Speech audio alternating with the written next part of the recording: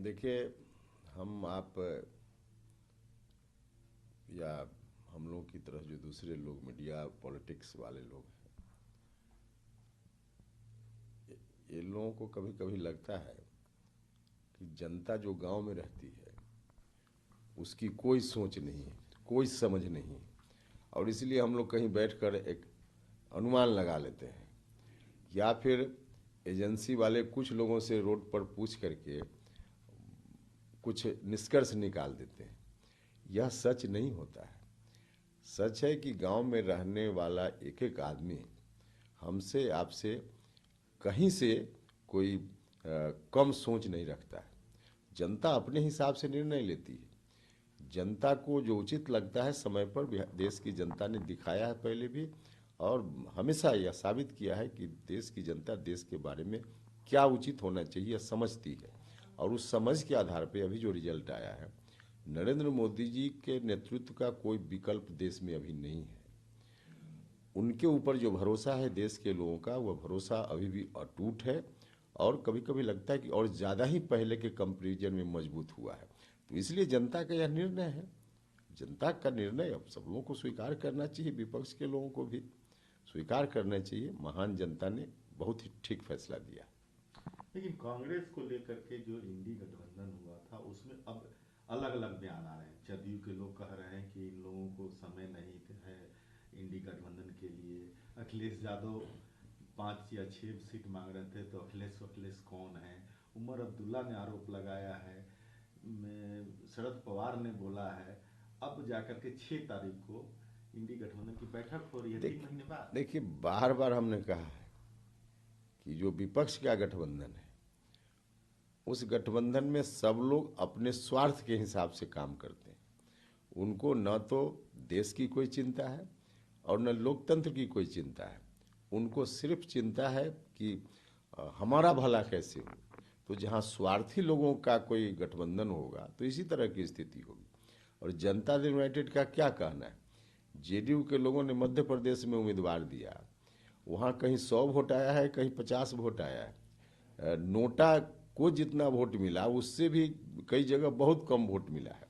अब जेडीयू के लोगों को तो यह कहना चाहिए कि हम अगर वहाँ तालमेल में होते तब कांग्रेस पार्टी की हार नहीं होती। अब जेडीयू की क्या हैसियत है? अब खुद ही लोगों ने अपनी हैसियत वहाँ दिखा दी है। तो अब जेडीयू के लोग अगर इस स्थिति में हों तो कहें कांग्रेस पार्टी को कि हमसे आपने तालमेल नहीं किया, इसलिए आप इस दुर्गति के शिकार हो गए।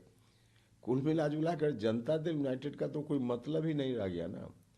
वहाँ देखिए, एक निर्दलीय भी कहीं नॉमिनेशन देता है तो उसको 3,000, 4,000, 5,000 वोट विधानसभा में आ जाता है। और इस 100 वोट, 50 वोट, 150 वोट, इसका क्या मतलब है?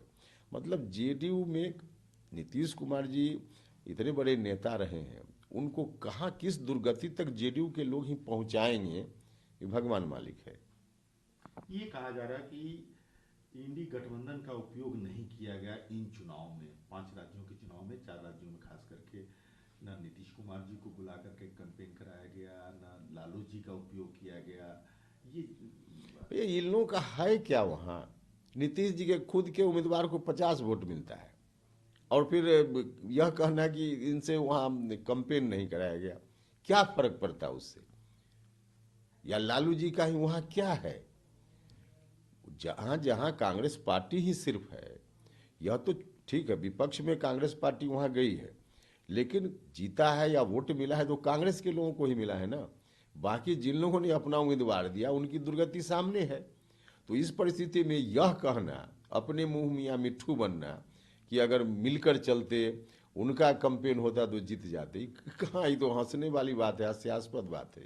2024 की पृष्ठभूमि तैयार हो गई। 2018 में इन राज्यों में चुनाव था, तो उसमें भाजपा की हार हुई है, तो बोला जा रहा था कि सेमीफाइनल है।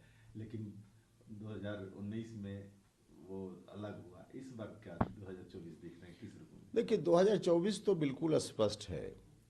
देश की जनता यह बात समझती है कि अगर नरेंद्र मोदी जी को नहीं वोट देना तो किसको वोट देना है, कौन है। जब यह बात लोगों के सामने आती है तो कहीं से कोई विकल्प दिखता ही नहीं है। और इतना अच्छा काम माननीय प्रधानमंत्री जी के नेतृत्व में देश में चल रहा है, खामखा इनको डिस्टर्ब करना और ऐसे ही किसी को बैठा देना देश की जनता कभी यह नहीं करने वाली है। तो इसलिए स्पष्ट है कि 2024 में भी नरेंद्र मोदी भारत के प्रधानमंत्री बनेंगे।